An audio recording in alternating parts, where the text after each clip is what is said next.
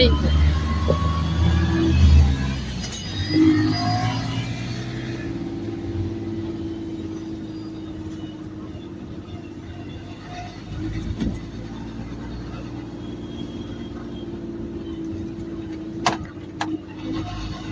Ah? Pigo? Ah, pigo. Mr. Raga! Yeah. Yeah, Pepe, ah. Pepe. Woo! Wow. Wow.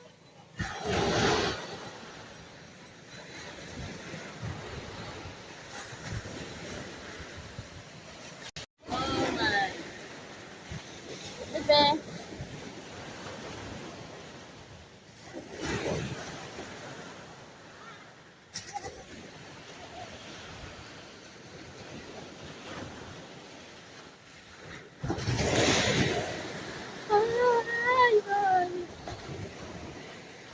Ay, ay. Wow.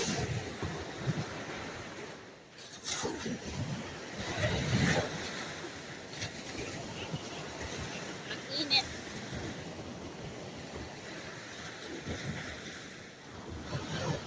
Mainit guys, mainit. So, pero ayan yung dagat namin. Oh.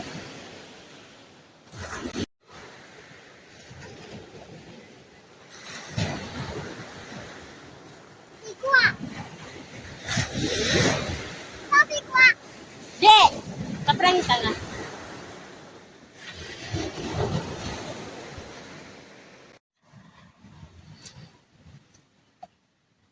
Nandun na pangalaman ka na. Hello. Libre ka sa bakit. Paaga-aga pa kumakain na ng macaroni. Si Bunso. Hi, Bunso! Ayun, nag-ano sila ng manok. Pato. Naging ko to kaya ito. Yes. Pupunta tayo sa may ilog. Ayan yung dagat, tapos dito ilog.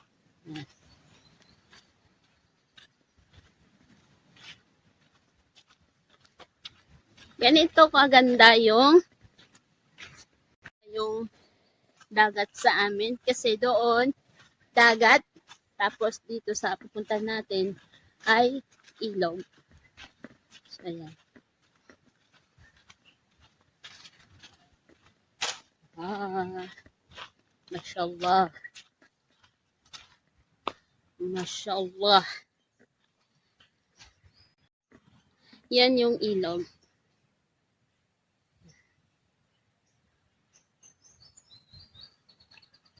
Yan. Ay.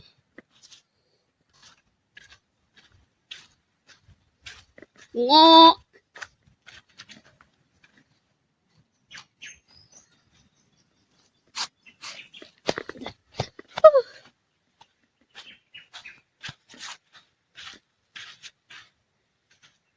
Mashallah.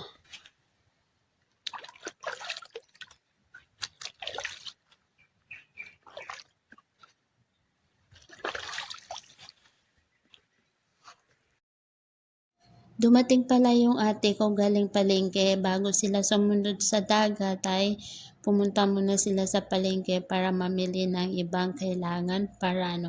So ganyan kami guys, pag nagapunta kami ng dagat ay hindi kami nagluluto sa bahay. Sa dagat na kami nagaluto, lahat-lahat sa dagat na ginaluto. Kasi yung nanay ko hindi siya nai-enjoy pag linuto sa bahay yung mga pagkain na dadalhin namin. Kasi ang gusto niya kami ang magluluto sa dagat. So, ayan. Pagkatapos pala ng nagbili pala ng tinapay yung ate ko. Kaya yan, kumakain-kain ako ng tinapay. So, ayun pala yung ate ko. Matagal na din siyang umuwi. Nauna lang siya, tapos ako. Tapos, ayan yung mga nabili ng ate ko na mga isda na yung iba pang ihaw, yung iba naman pang kinilaw. Kasi hindi talaga mawawala pag pumupunta ng dagat ay hindi kami makaihaw ng isda. So ako naman, nagluto ako ng bihon na walang sahog. Bakit walang sahog? Kasi hindi na kompleto ng ate ko yung pinamili niya na labas. Pero okay lang kasi sa sobrang gutom namin, kasi na grabe na yung gutom ng bawat isa ay naubos naman. Pagkatapos ko yan maluto ay bawat isa kumuha na kasi nga gutom lahat.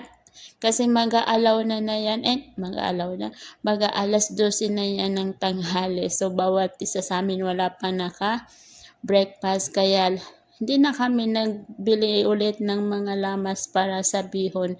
Basta ang importante may toyo, may sibuyas.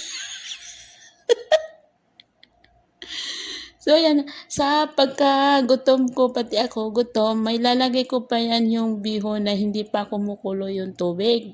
Kasi nga gutom, gutom ako, kaya nakalimutan ko. So, gilagay ko lang dyan ay toyo, sibuyas, bawang, saka, konting, ano ba yan?